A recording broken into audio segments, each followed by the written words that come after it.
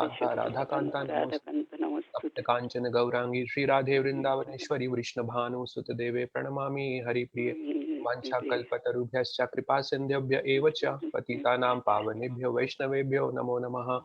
जय श्री कृष्ण चैतन्य प्रभु नित्यानंद श्री अद्वैत गदाधर श्रीवासादि गौर भक्तवृंद हरे कृष्णा कृष्णा कृष्णा हरे हरे हरे राम राम राम हरे हरे। हरे।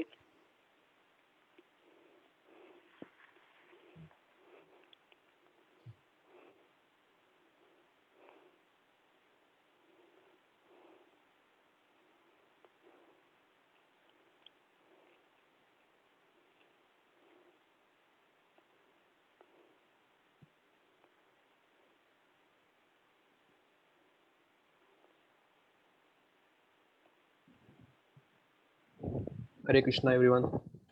Sorry for the initial delay. I was just trying to set up my machine. Okay, so we were discussing the 18th chapter and I believe yesterday Pyari Prabhu completed 18.14 if I'm not wrong. And today we have to start from 18.15. So there is like this series of 6 verses where Krishna is talking about the different factors which are involved in any particular action. So the name of the chapter is Moksha Sannyas Yoga, the perfection of renunciation. And I'm going to share my screen in just a minute.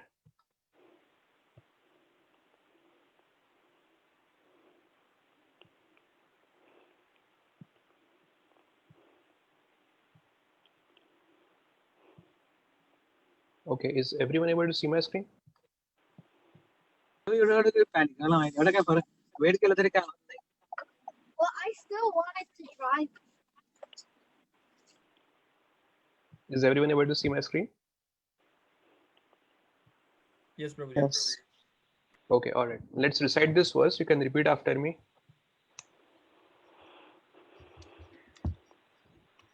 Shariravan manobhiryat Shariravan manobhiryat karma prarabhate naraha karma prarabhate naraha nyayam va viparitam va nayanam va viparitam va panchaite tasya hetavah panchayate tasya hetavah. Shariravan manobhiryat Shariravan manobhiryat karma prarabhate naraha karma prarabhate naraha nyayam va viparitam va nayanam va viparitam va panchaite tasya hetavah. panchayate tasya hetavah. Shariravan manobhiryat Shariravan manobhiryat karma prarabhate naraha karma prarabhate naraha nyayam va viparitam va nayanam va viparitam va panchaite tasya hetavah. panchayate tasya hetavah. Anyone else would like to recite? Sharirava manobhiryat Shariravan manobhiryat karma prabhate naraha karma prarabhate naraha nayanam va viparitam va nyayam va viparitam va panchayate dasya hetavah. panchaite tasya hetavah. Sariravan manobhuddhiryat Shariravan manobhiryat karma parabhate naraha karma prarabhate naraha nyayam va viparitam va nyayam va viparitam va panchate tasya hetavah. panchaite tasya hetavah. Sharirabang manobhiryat Shariravan manobhiryat karma prarabhate naraha karma prarabhate naraha natyang va viparitam cha va nyayam va viparitam va पञ्चैते तस्य Hathaway पञ्चैते तस्य हेतवः हेतवः शरीरावान् मनोभिर्यत् शरीरावान् मनोभिर्यत् कर्म प्रारभते नरः कर्म प्रारभते नरः न्यायं वा विपरीतं वा न्यायं वा विपरीतं वा पञ्चयते तस्य हेतवः पञ्चैते तस्य हेतवः शरीरावान् मनोभिर्यत् शरीरावान् मनोभिर्यत् कर्म प्रारभते नरः कर्म कर्म प्रारभते प्रारभते नरः नरः न्यायानां वा विपरीतं वा न्यायं वा न्यायं वा विपरीतं वा विपरीतं वा पञ्चयेते तस्य हेतवः पञ्चैते पञ्चयते तस्य तस्य हेतवः हेतवः Anyone else? Okay, let's recite the synonyms. Sharira, Sharira, by the body. by by the the body, body, Vak, Vak, vak, speech. speech, speech, Manobhi, Manobhi, manobhi, and mind. and and mind, and mind, Yat, Yat, yat, which. which, which, Karma, Karma, karma, work. work, work, Prarabhate, prarabdhe, prarabhate, begins. begins, begins, Naraha, Nara, nara, naraha, a person. a a a person, person, person, Nyayam, Nayam, nyayam, nayam, right. right, right, right, Va, Va, va, va, or. or, or, Viparitam, Viparitam, viparitam, the opposite. the the opposite, opposite, opposite, Va, Va, va, va, or.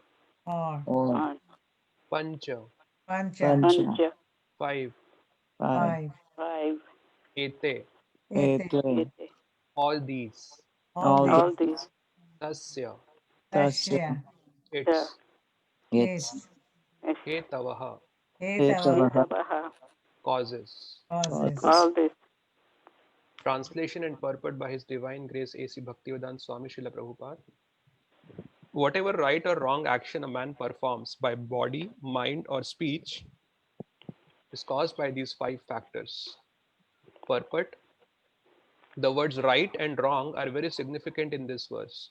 Right work is done in terms of the prescribed directions in the scriptures, and wrong work is work done against the principles of the scriptural injunctions. But whatever is done requires these 5 factors of its complete performance. नमो विष्णुपदाय कृष्णपृष्ठाय भूतले श्रीमते भक्तिवेदांत स्वामी नित्य नामने नमस्ते सरस्वती देवी गौरवाणी प्रचारिणे निर्विशेष शून्यवादी पाश्चात्य देशतारिणे. I read the translation one more time. Whatever right or wrong action a man performs by body, mind, or speech is caused by these 5 factors. So very simple and one-liner verse. Just in one line, Krishna is talking about something. He's referring to something that he has discussed in the previous 2 verses. So we'll go back to that. But um, 2 things which are important here. One is there are actions can be performed through our body, through our mind, and through our speech. So Krishna is hinting at all these 3 kinds of actions. In the mind, we do so many kinds of things, right? Actually, whatever we have to do, we first conceive that in our mind. And after it has been conceived by the mind, it has been validated by the intelligence, then we do that activity either through our speech or through our body. We actually physically do it, or we just speak about something. Even to speak something, we first conceive that. So speaking, so speaking, thinking, and doing activity through our body. So all these 3 activities are dependent on the 5 factors that Krishna had talked about in the previous verses. And nyayam va viparitam va. Nyayam means justice. Justice, Prabhupada is translating that as right, and viparitam, opposite of justice, is wrong. Injustice. So that Prabhupada is translating as viparitam. He translates the opposite, but again he says wrong. So that is correct. So panchaite tasya hetavaha. Those also, Prabhupada mentions in the scriptures that the right action is what is mentioned in the scriptures. every action has to be regulated by scriptures. So we can say anything is right only when it is in accordance with the scriptures. So now whether it is in accordance with the scriptures or it is not in the accordance of the scriptures, it will depend on these 5 factors. Okay, so that is what Krishna is saying over here. Now let's go back to this verse 18.13 because this is referring to the previous 2 verses. Let's quickly talk about what are those 5 factors and what is the significance here. So this series of verses started in 18.13 and basically it is talking about the gyan of a karma yogi. You know, what is the gyan that a karma yogi has? So if you remember in 18.13, I'm sharing my screen anyway. This is the verse that Krishna had spoken. Panchaitani mahabaho karanani nibodhame sankhye kritante proktani siddhaye sarva karmanam. So, O mighty armed Arjuna, according to the Vedanta, there are 5 causes for the accomplishment of all action. Now learn of these from me. It is significant that in this verse, Krishna is using the word Sankhya and Prabhupada is using that as, here he is translating that as Vedanta. Now, if you know, in the Indian philosophical context, there are 6 systems of philosophy. Actually, even before that, there are 2 broad categorization. There is the heterodox systems, and then there is the orthodox systems. I think Rasraj Prabhu also mentioned it once in one of his classes. So heterodox and orthodox. Orthodox is basically considered as astic, astic and nastic. Astic is sometimes considered to be one who believes in God, but in terms of our Vedic knowledge, astic means the faith in Vedas, in the Vedic body of knowledge. That is astic. And nastic means one who does not have faith in the Vedic body of knowledge. That is considered to be as nastic. Sometimes we use the word malecha also for people who do not accept the authority of Vedas, but a more refined term is nastic for that in the Indian philosophy. Now, when we talk about the heterodox systems, there are primarily 3. We have the Charvakism, Buddhism, and Jainism. So all these 3 actually originated in India. There is one more, Ajinkya, I believe, which is not very prominent. So these are the heterodox systems. And then within the orthodox systems, we have 6 systems.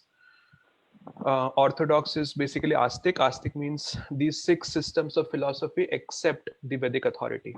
Now they understand the authority of Vedas in different ways. Now Suhotra Swami, if you know him, he has written a very nice book about the 6 systems of philosophy. So he describes them very nicely in detail over there. But just to talk about it briefly, so the 6 systems of philosophy is, first is Sankhya. Sankhya, what it does is it basically breaks down the material nature into its elements. You know, the elementary knowledge of the material nature is called as Sankhya. So Sankhya, as we know, is propounded by Kapila. And then further to that, so here when Krishna, will come back to why Prabhupada is translating that as Vedanta here. But Prabhupada does actually mention it briefly in his purport. He doesn't explain it, but he just briefly mentioned that why he is translating this as Vedanta. So beyond Sankhya, we have Vaisheshika. Vaisheshika is, so when we say, I'm going back to Sankhya again, so the elementary knowledge of the material nature is basically breaking down material nature into its elements, which is basically earth, air, water, air, fire, those 5. And actually there are 24 components. We had discussed this once in one of the previous verses. I'm not going into the detail now because we are discussing something else. So there are 24 primary elements that Krishna had talked about in the Bhagavad Gita. I believe it's in the 17th chapter itself. So the elementary knowledge of the material nature is called as Vedanta. Now what Vaisheshika does is, Vaisheshika is another system of knowledge. So what it does is it further breaks down each element into its atomic categorization. So it deals with atoms and molecules. So that is Vaisheshika. Again, we are not going to go into too much details here. Beyond that is Mimamsa. Now Mimamsa, basically there are different words used for Mimamsa. Sometimes we use the word Karma Mimamsa, and it is also called as Uttar Mimamsa.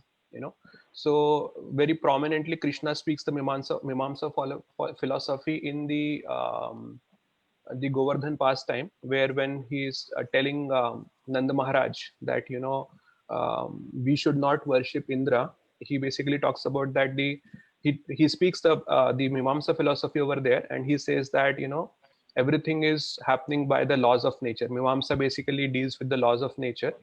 The Mimamsa, I believe, was propounded by Jaimini. And if you read the Mimamsa Sutras, the first line, as in the Vedanta we have Athato Brahma Jigyasa.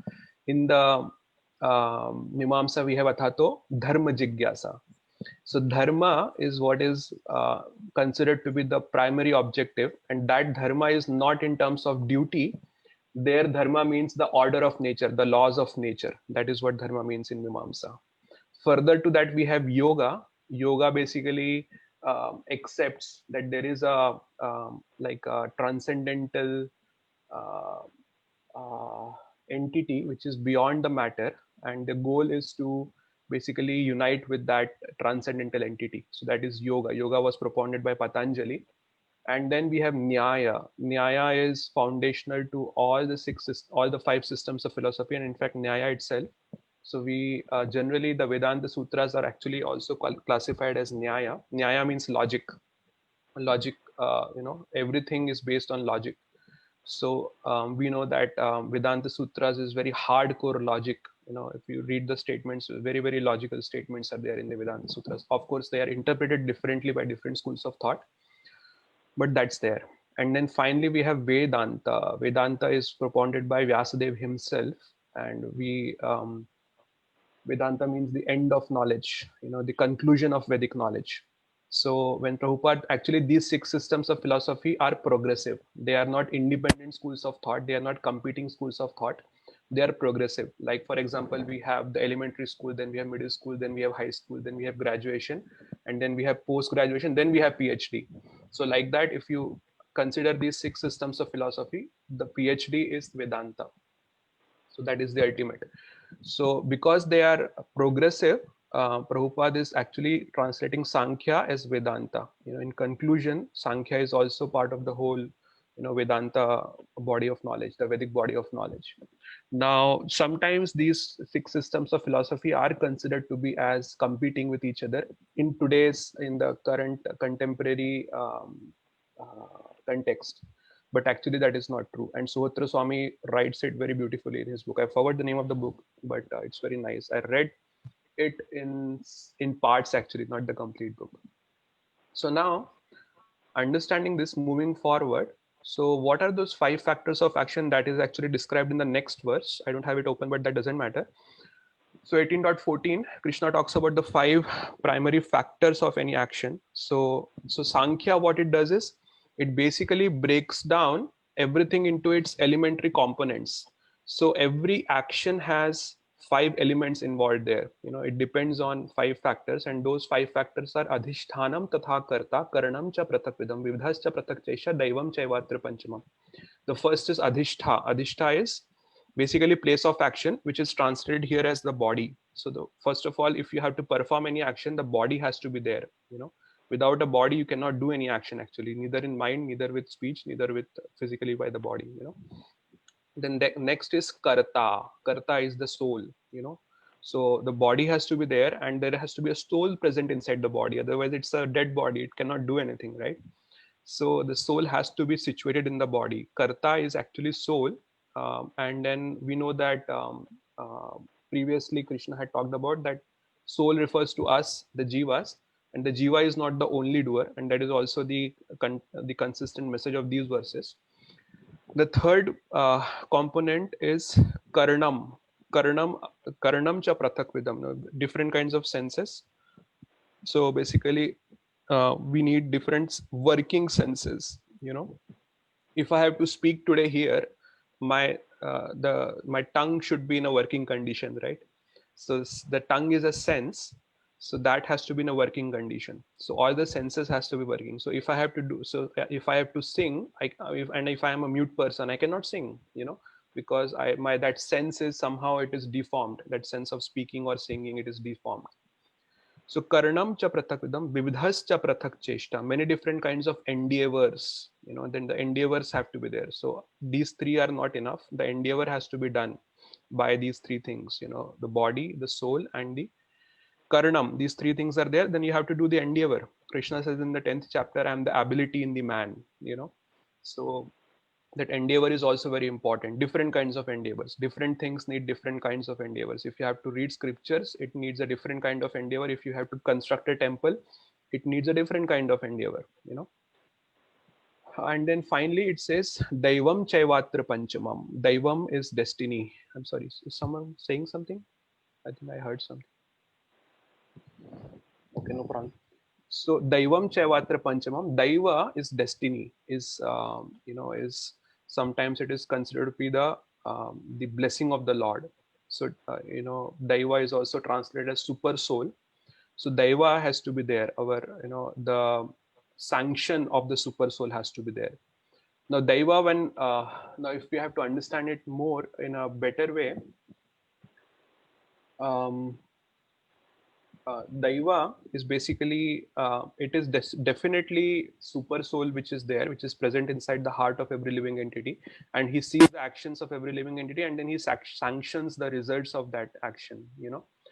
So, but based on what does he sanction the result of any action? Based on our previous karma. Whatever actions we had done, whatever reactions we have accumulated for those actions, based on that, the result of our action will be given to us.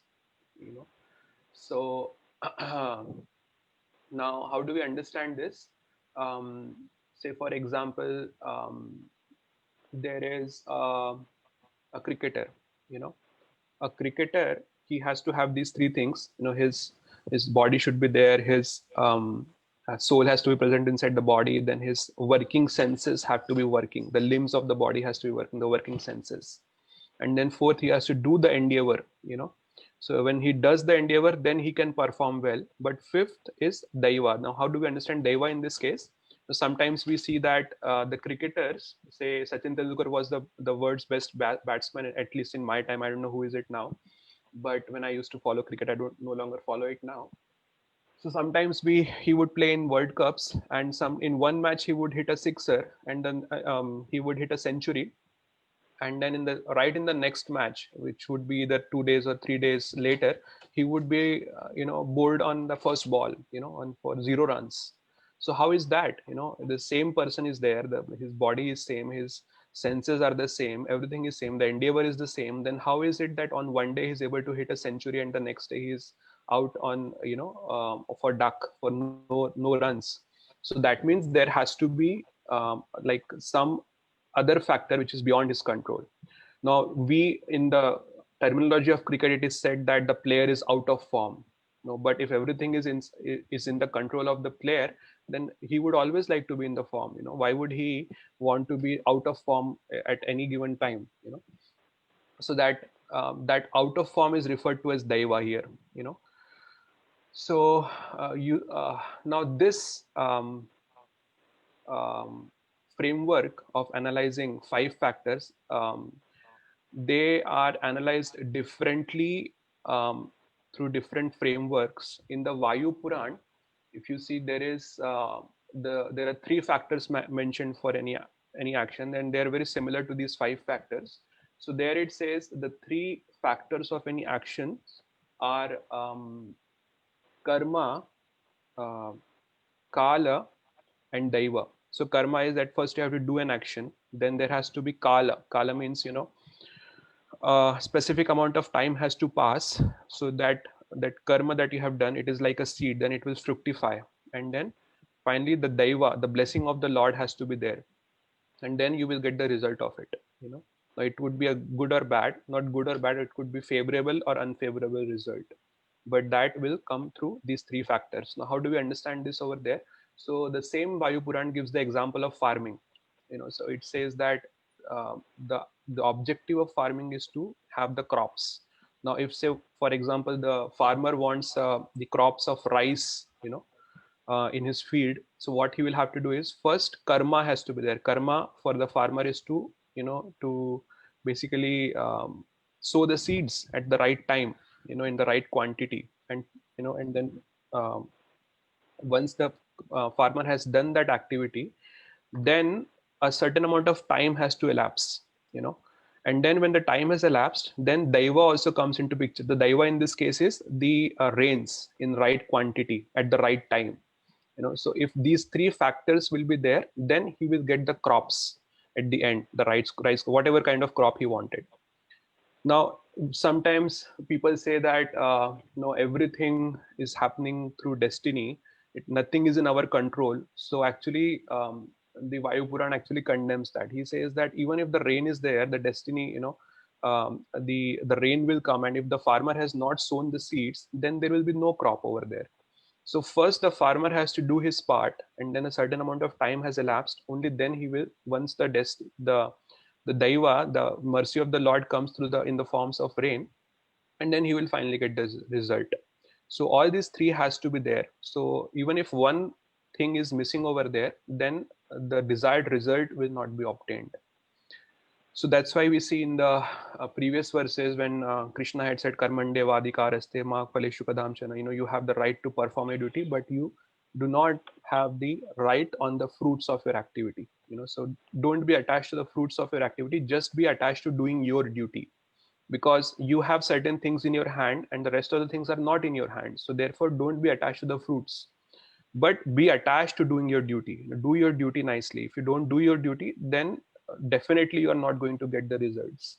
If to understand this in a more clear way, if a student says that okay, tomorrow I have my exam, and even if it's there in my destiny that I'll pass, I'll pass. What is the need to study?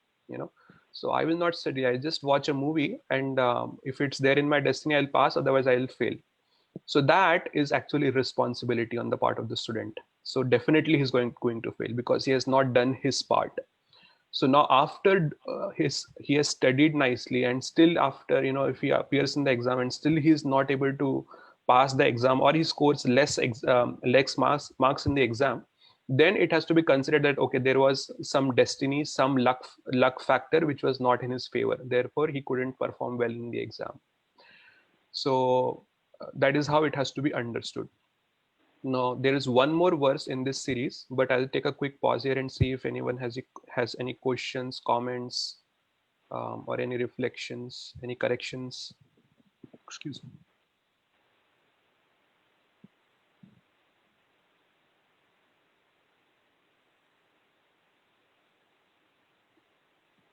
Okay, there are no questions, comments, or corrections. Okay, so let's move on to the next verse then.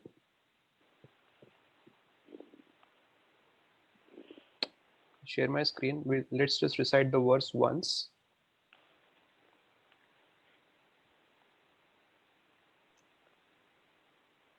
One question, Ganapati Govind. Yes, Mataji. So it says all the actions are done by the five factors.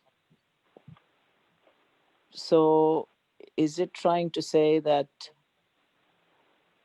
our small independence does some of the action and then the Supreme sanctions all of it? And where does the body and the rest of the factors come in? This body, mind, what is it? Super endeavors, the actions, the five factors. Okay, so our minute independence, as I think you are referring to the free will. Free will definitely is there. It is in terms of our desire. So the soul, when the word karta, so current adhishthanam tatha karta karanam cha prathakvidam. So adhishthanam is the body and karta is the soul. So the soul basically desires. The soul, when the soul desires to do some activity or basically get something, then other things has to be in place. So for the soul to be able to get something, it has to have a body, which is adhishthanam, which is referred to as the place of action. Then the senses have to be there. Karanam are the senses. If the soul wants to sing nicely, I want to be a great singer, which I'm not, unfortunately, then the senses have to be there. The senses which are developed, which are attuned to singing. Now, how do we understand? So, and the endeavor has to be there. Then I have to perform some endeavor. I have to practice, singing. Only then I will be able to sing nicely. But then Daiva is the sanction of the Lord. So how do we understand Daiva in this case? So actually there is like a research done, like why do some people are very nice singers, some humans are very nice singers, and some humans are not nice singers, they are actually pathetic singers, you know. Right, I agree. So why is that? So they had done actually some research on it, and they had actually researched on the vocal cords and so many different things. And at the biological level, they couldn't find anything over there, any difference between an ordinary person and a person who is a very nice singer. There is absolutely nothing that they could find different in the vocal cords and other things that are needed for singing from a biological perspective. So what is it that actually, what is it that makes a good singer a good singer, you know? So that is understood to be as these 5 factors have to be there. So obviously the endeavor has to be there, and then the sanction of the super soul is to be there. Now the super soul sanction here is basically it depends on our previous karma. You know, if in my previous life I have done enough karma, enough good karma, so that in this life I can acquire a good voice, good modulation of voice, and then I could become a good singer, then that is like a, you know, so based on that, those factors, the super soul will sanction, and if I want to be a good singer. But again, if this, even if the super soul sanctions, and if I don't do the endeavor, I don't practice, you know, I don't try to develop that skill of singing, then it's not going to work. So kind of like desire and deserve, right? Yeah, exactly. But at the same time, all the senses in the body are also in a kind of a blessing, because without that we cannot do anything either, correct? Absolutely, that is true, Mataji. Yeah. Now body is there. Now we see that there are certain people of the same age. Now some people have a very sickly body, you know, they are always sick for something or the other. And some other people are healthy, even if they are going out in cold and, you know, doing different kind of things, they don't fall sick. So how is that, you know? And this person who has a sickly body, he takes utmost precautions that, you know, I have to take care of my body because, you know, I have this sickly body, but still he gets sick. So how is it, you know, how is that? So that basically we understand that in the past life there is some karma that was done by this person, because of which the reactions that he's getting is based, you know, he's getting a sickly body. So acharyas explain, so they give different kinds of examples. So they explain that people, so one of the dharma of the soul is to take care of the body, and in this life if I don't take care of my body properly, now that is actually the biggest duty of a person. First and foremost is to take care of the body, at least do the basic minimum needful. But if I'm very responsible about my body, I don't take care of my body, I do everything nonsense with my body, then that will basically acquire negative results, and that will accrue in my next life, and in the next life I'll get a sickly body as a result. That's how acharyas explain this. So that is how we have to understand. So because I misused my, right, I didn't do my dharma, so it is my duty to take care of my body. Even if you see Prabhupada used to take care of his body to the bare minimum. He used to go out for a walk, he used to eat properly, not just any random things.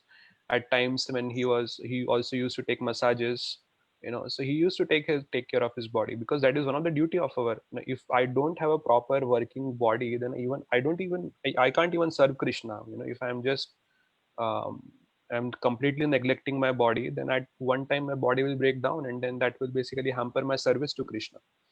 So we may say that, okay, we should not be bodily conscious, we should only you know, serve Krishna, but there has to be a bare minimum necessity so we at a bare minimum level we have to take care of the body, so that the body is fit enough so that we can serve Krishna.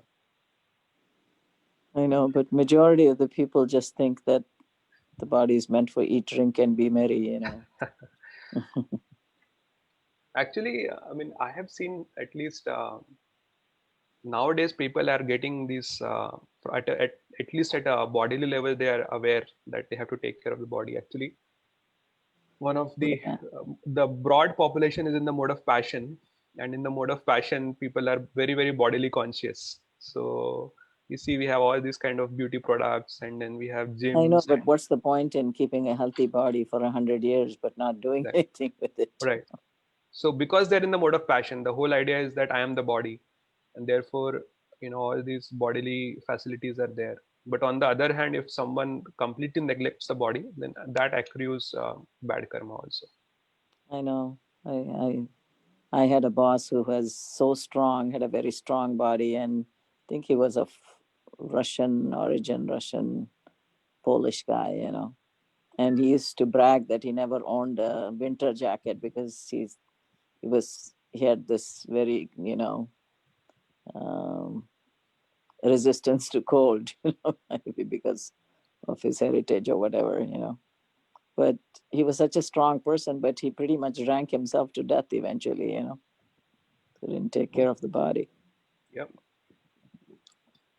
So all these kind of activities which are self-destructive, drinking, too much drinking, smoking, drugs, they are self-destructive habits. And even if the person may not get any adverse reactions in this life, say some people when they smoke too much they get lung cancer, but at least I know so many people who have died healthy even though they were chain smokers. But still, it is it is to be understood that because you have not taken care of the body, instead you have indulged in self-destructive habits, in the next life you will definitely get a result for that activity. So Yeah, my husband had a friend who was dying of smoking but could not stop smoking. Yeah.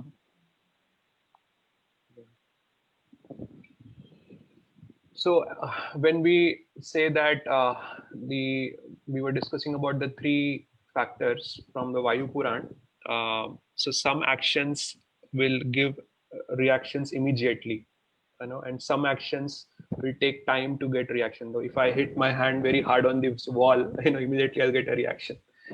But say for example today I eat 10 ice creams before sleeping, then I have to wait for the whole night. Tomorrow morning when I wake up, I'll have a very sore throat, very very bad throat, and probably I won't be able to speak anything. And similarly, there are certain actions which will take some more amount of time to fructify, but definitely the result is going to come out for those actions. Mm. So should we move on to the next verse? Yeah, sure. Let's just Hare Krishna, recite. Prabhuji.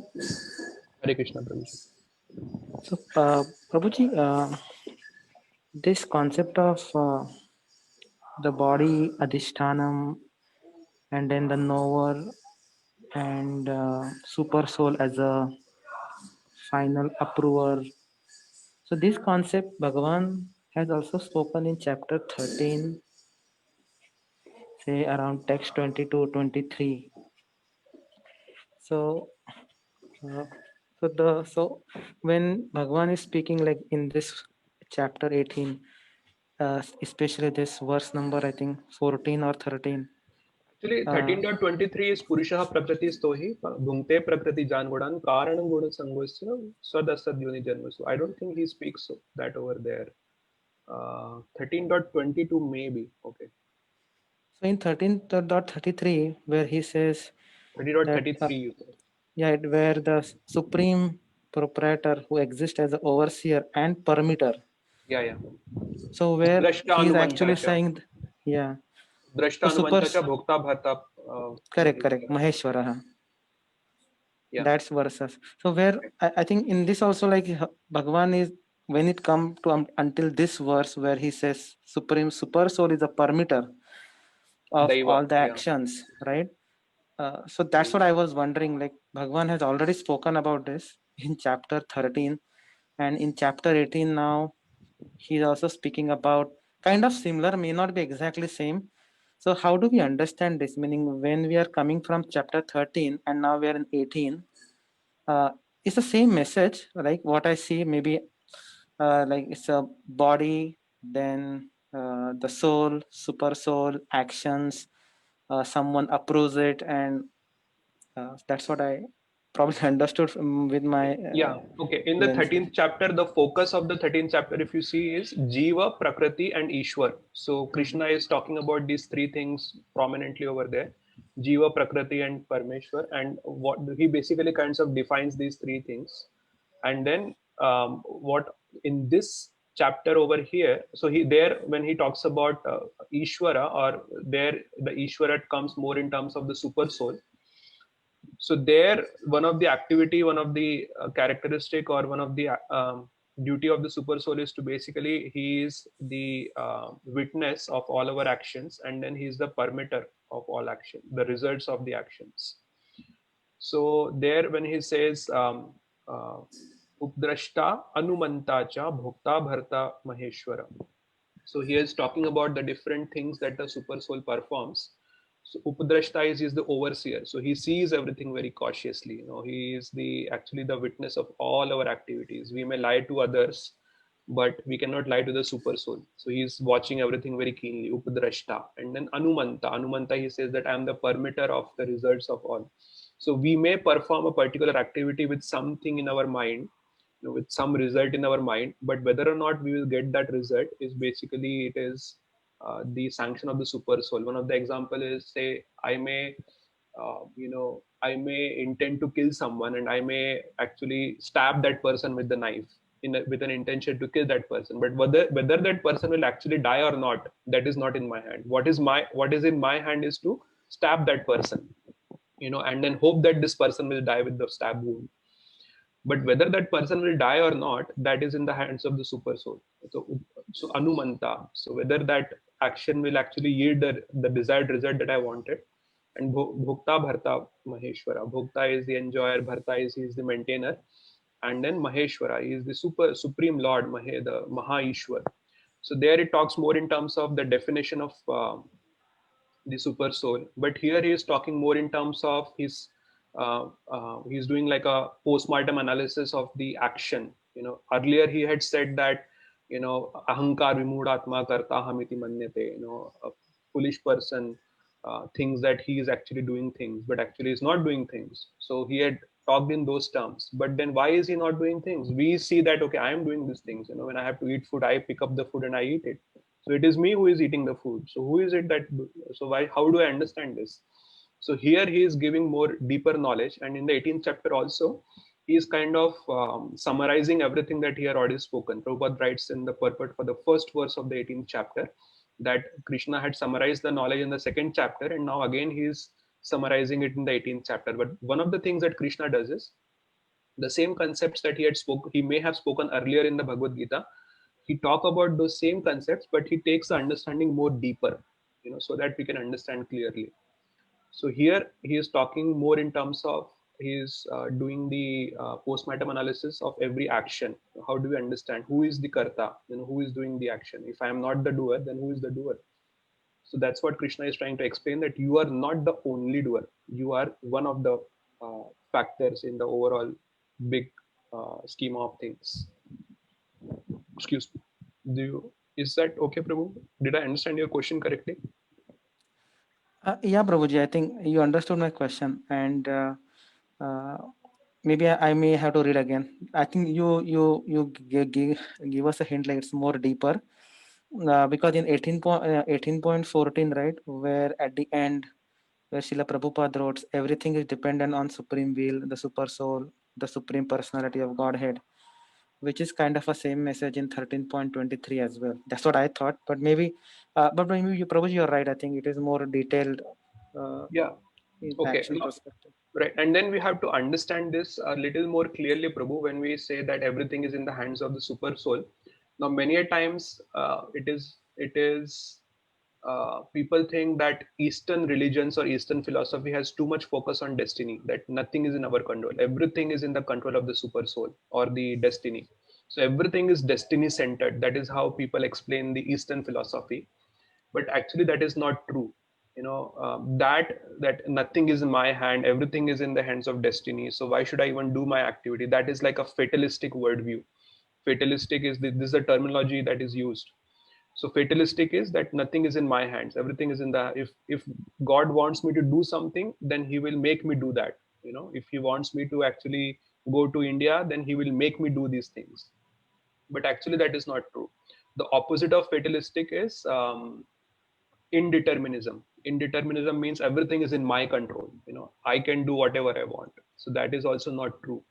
So one extent of the pendulum is fatalism, and the other extent of the pendulum is indeterminism. But actually, neither of these true. So the correct position is in between. So both has to be there. I have to do my action, and the sanction of the destiny also has to be there. When these two things are there in place, then I will get the proper result that whatever I intend to do. Like the So- English statement, God helps those who help themselves. Exactly. Yes, God helps those who helps them, help themselves. Otherwise, until you do your activity, until you do your duty, you will not get the desired result. So Krishna is saying, I am the Updrashta and Anumanta. So I am watching and I will give the sanction, but he can only sanction when you do a certain activity. Unless you do that activity, he cannot sanction the result. So the result will only come when a particular activity has been performed. So there is also a discussion that happens in the Mahabharata, which is in between Dhritarashtra and Vidura, where Vidura is trying to tell Dhritarashtra that you should control Duryodhana. He is going to destroy the entire dynasty. He is trying to provoke Pandavas, and this is going to be fatalistic. The whole dynasty will perish because of this. So control Duryodhana over there. So at that time, Dhritarashtra gives an argument to Vidura that if it is the will of the destiny that my whole dynasty has to be destroyed, then who am I, a tiny mortal? How can I control this? I'm just a tiny mortal. So at that time, Vidura, he hears that argument, but he cuts through his argument. He says that the destiny doesn't determine the action itself. The destiny determines the result of the action. So the action is what you have to perform. If you don't control Duryodhana now, then you will get that result. But if you do your activity, if you do your duty, you control Duryodhana, then you can save your family from this, from perishing. So that is how also Vidura also explains this, that destiny doesn't determine the activity, it determines the result of the activity. So that has to be understood very clearly. But also another argument can be made if let's just say Dhritarashtra did tell Duryodhana as much as till the cows came home not to do something, but Dhritarashtra did it anyway, then wouldn't that be still considered as destiny also in one sense? Actually not, because see, if everything is destiny centered, then there is no need for Krishna to speak Bhagavad Gita. Krishna can say that, Arjuna, it doesn't matter. If it is the will of destiny, then you will fight the war. And if it is not the will of destiny, then you will not fight the war. So just relax and don't, just take it easy. Don't think about it too much. He could have just said that. But no, he actually spoke the full Bhagavad Gita over there. And he is telling Arjuna that, Arjuna, you have to do your duty. So otherwise, if everything is in the hands of destiny, then why would Krishna have to speak these verses? In the Bhagavad Gita, we see there are some instructive verses and there are some informative verses. But don't we still have doesn't destiny play a part though? It plays the part, but only when you have done your part. So if I think that, okay, if it is in my destiny that I'll become a devotee, then Krishna will inspire me to chant my rounds. Otherwise, I can just relax. If Krishna doesn't inspire me from my heart, I will not chant. That is not how it is going to happen. We have made a promise to our spiritual master. We have made a promise to Krishna. We have made a promise to Srila Prabhupada that I am going to do my part. I'll follow these 4 regulative principles and I will chant my rounds nicely. And then, then the remaining has to be done by Prabhupada and Krishna to take me back to Godhead. If I just think that, just by if it is in my destiny, I will be able to chant. Otherwise, I will not be able to chant. That's not how it is going to work. So we have to do our duty, and then remaining things which are not in our control. Whether or not we'll go back to Golaka or not, whether or not we'll go back to Krishna or not, that is not in our control. But what is in our control, we have to do it. Our duty has to be performed. And after that, the result will be dependent on some other factors. So actually, Prabhupada makes a statement in the Bhagavatam, which I actually printed one time and put it in my cubicle. It says, factually, every living entity is completely dependent on the mercy of the Lord. Yeah, mercy is the sanction of the result. It is not the action itself. If I don't go to temple, if I don't associate with the devotees, and I say that I don't have any mercy from Krishna, then there is no question of any mercy. Mercy is there. The devotees are there. They are chanting nicely. They are eating prasad nicely. They're going out for book distribution. But if I just sit down at my home and I decide that I don't want to associate with the devotees. I just want to So watch the Netflix. mercy comes mercy comes from sanction of the Lord towards your Action, right? towards your action. Okay. Right. So unless you do your action nicely, that mercy is not there. So mercy is there every time, but you have to be receptive to get the mercy, to receive the mercy. If you are not receptive, if you have closed your doors, and if the devotees are coming to your home also, you are not, you don't want to pick up their phone, you don't want to open doors for them, then So, it's your bad luck. so Not bad luck, it is your doing responsibility. something to the best of your ability is needed, you're saying. Exactly. So we can't say. So there is a example. I think Prabhupada only uses that example. When Krishna says, "Ye yatha mam prapadyante tam tathaiva bhajamyaham mama vartamanu vartante manushya parth sarvasha." As a person surrenders, accordingly I reciprocate. But first is surrender. If you don't surrender, if you don't do that activity, then there is no reciprocation from Krishna. So Prabhupada also explains that in terms of sunlight, that sunlight is there outside, but if we don't go out, then we will not get the sunlight. The sun is there, but we have to do our part, open the door or open the window and let the sunlight come in. So that is how. First is we have to do that prapadyante, ye yatha mam prapadyante. Unless we do that, it's not going to work. So actually, when we say that we should not be attached to the results of the action, you know so some people think that, then why should I do my action itself if I am not attached to the result of the action? So then what happens is, and some people think that, everything is in the hands of destiny, nothing is in my hands, so why should I even bother doing anything? So then that becomes like a irresponsibility. So irresponsibility and detachment, these are two different things. Irresponsibility comes before the action has been performed. When I'm irresponsible, I'm just using some argument in my mind, some stupid argument. I'm just giving. So like what the Christians say, like just surrender to Jesus without doing any of the works is not gonna work.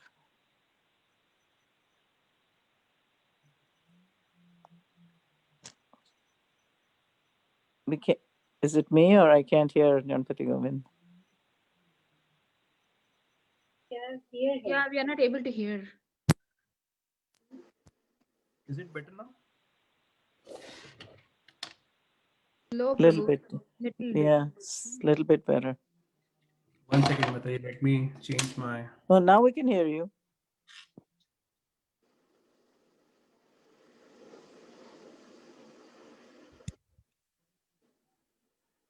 Are you able to hear me? Yeah. Yes, Prabhu. Okay. So I'm sorry, what was I saying? We were talking about the Christians saying, they always say just surrender to Jesus and that's enough. And then you can do whatever you want. Yeah. So, we can use any argument in our head, any stupid argument, and we may refrain from doing our duty, but that is not going to help us. Actually, detachment is very different from irresponsibility, and in fact Krishna condemns irresponsibility in the Bhagavad Gita. In the 18th chapter itself, we have discussed that verse. It's the 7th verse. Mohat tasya parityagas tamasaha parikirtitaha. Mohat tasya parityagas, if one abandons his duty out of illusion, tamasaha parikirtitaha, it is tamasic, it is in the mode of ignorance. So he condemns irresponsibility. The duty has to be done. If the duty is not done, then you cannot expect any result. It's not that everything is done by destiny, you are not doing anything at all. So every action has 5 factors, so we have to understand that, and accordingly we'll have to act. And I missed the point. Why earlier you said you were talking about orthodoxy and heterodoxy. Were you trying to relate that to doing things right and wrong?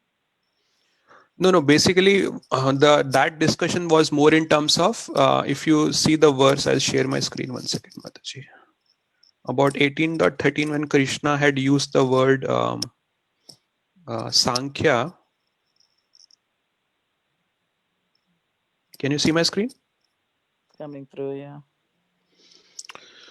So Panchaitani Mahabaho Karanani Nibodhame Sankhye Kritante Proktani Siddhaye Sarva Karmanam. So this word Sankhya, that is what we were trying to understand. That what does that word Sankhya means? So there are different systems of philosophy.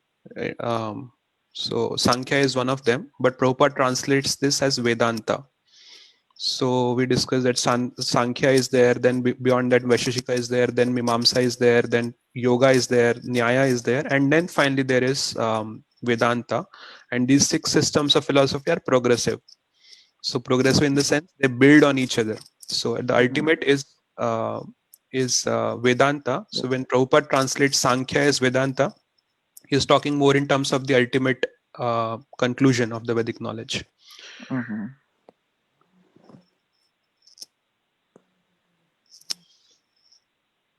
Whereas the other ones that belong to the heterodoxy, which you said Jainism, Buddhism, and right, they don't.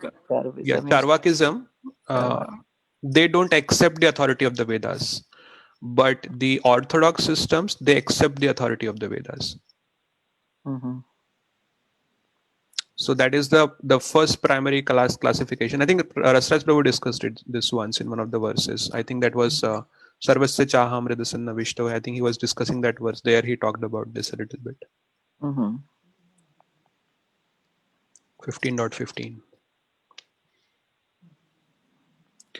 Today, I was remembering Rasraj Prabhu many times when I was discussing this.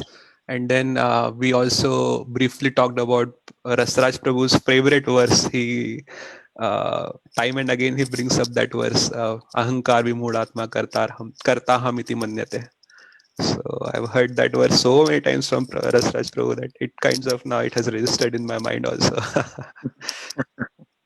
Everybody has a favorite verse in the Gita. Right. It's a good verse to actually meditate on also.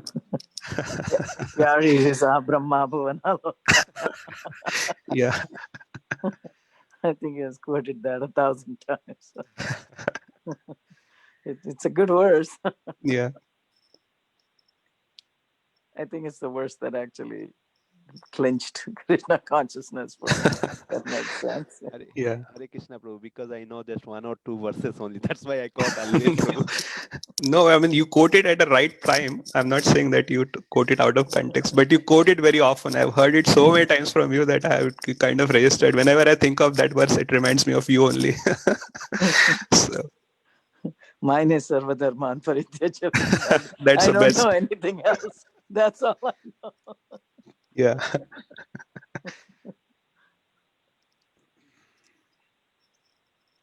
All right. I think it's about time. Any final comments?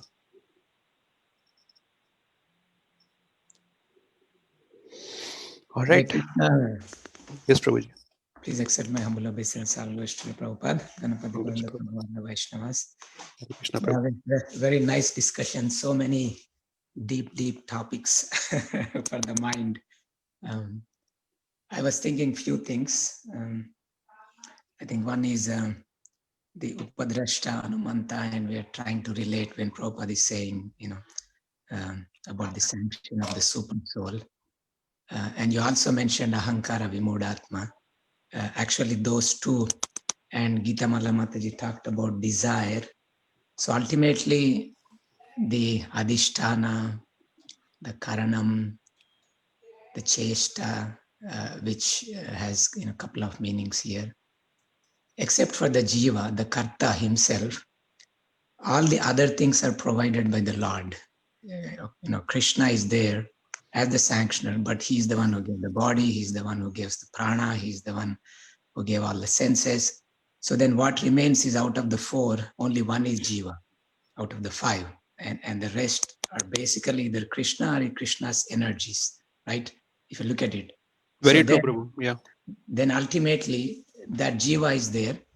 Then, like Gita Mala Mataji is saying, where does desire come in? The Acharyas explain, it's actually the desire is the one really that the living entity has when we say general. So it's a Jiva having the desire, and Krishna has loaned us this body and all those things. And Krishna is empowering this body. I mean, Jiva has no capacity on his own. Just because the super soul is there in the body, it's functioning. So ultimately, in that sense, he is the main cause. And the jiva is a cause because the desire is his. Now that desire can be in two ways. One is the ahankara vimudatma, right? So when he is ahankara, then it's actually driven by the material modes, right? The body is in the mode of passion, the body is in the mode of ignorance. So at that point, the material energy, prakrite kriyamanani, it is the prakriti which is driving because he's rebellious to the Lord, and the prakriti is maintaining. Now, when he is in alignment with the Lord, at that time, Krishna is the Hrishikesha. Now he's driving. So in that sense also, living entity is subordinate either to the will of the material nature, not exactly will, but the empowerment of either through the material modes or the Supreme Lord himself. So this is one thing I wanted to mention, because I contemplated on this several times. So either we are in the material energy or the Supreme Lord. And the second one is the idea of destiny. So you are focusing on destiny in terms of the result. That's the main thing. There's one thing intermediate also, which is we may have the facilities in themselves, right? There is the result, okay, it's given by Krishna, but even the facilities to perform an action, that's also a destiny coming from the previous situation. For example, no matter how hard I work, I may only get this much amount of money in my life. Because of the Purva Janma, you have so much vidya, so much dhanam, so much this and that. So that can also be taken as the destiny, but that is fixed, right? That cannot be changed. For example, I have a particular body, and this is called as prarabdha karma. That karma, which is already fructified, which is the body. I got a particular body. Now I'm not, going to go into another body. I have to stick with this body. That cannot be changed. So that's what is fixed. But there are certain things, it's up to me how I use this body, though. That independence that I have, which you are explaining, where when we use it properly, then Krishna mercifully will give the result. So I may go back to Godhead. I may go to a particular destination, whether in a very luxury car, whether on a motorcycle or a bicycle. So many things are there, but depending on my action, Krishna can give me the mercy and get me to that goal, even though my destiny is only to have this kind of car, this kind of motorcycle. So that's one thing also I wanted to point out, because that also sometimes we call it as, this is my karma, this is my destiny, this is what Krishna has given me. Yes, certain things are like that, which is already called as prarabdha karma. So these are two comments I have, but wonderful lecture and wonderful points you mentioned, very nicely researched and nicely connected. Thank you, Prabhu. And Srinivasacharya Prabhupada also said, either you have to surrender to Maya or surrender to Krishna. You have to surrender, you must, to one or the other. Yes. which we don't recognize. Yes, Mataji. Yeah. Thank you, Prabhu. Yeah, I think that was very thoughtful. Next class, Ganapati Govind Prabhu, we have to discuss how hard it is to get away from this tinsel town of Maya. I'm seeing that in a practical way these days. Krishna already told us Devi Isha Guna Mahima Maya Duratya, and the next part he tells us how to get beyond it. That's The 7th because chapter. Stubbornly not surrendering to his lotus feet. Next class topic. I know that it's easier said than done. I know. Even in subtle ways, Ganapati Govind, in subtle ways, it's still hard to get away,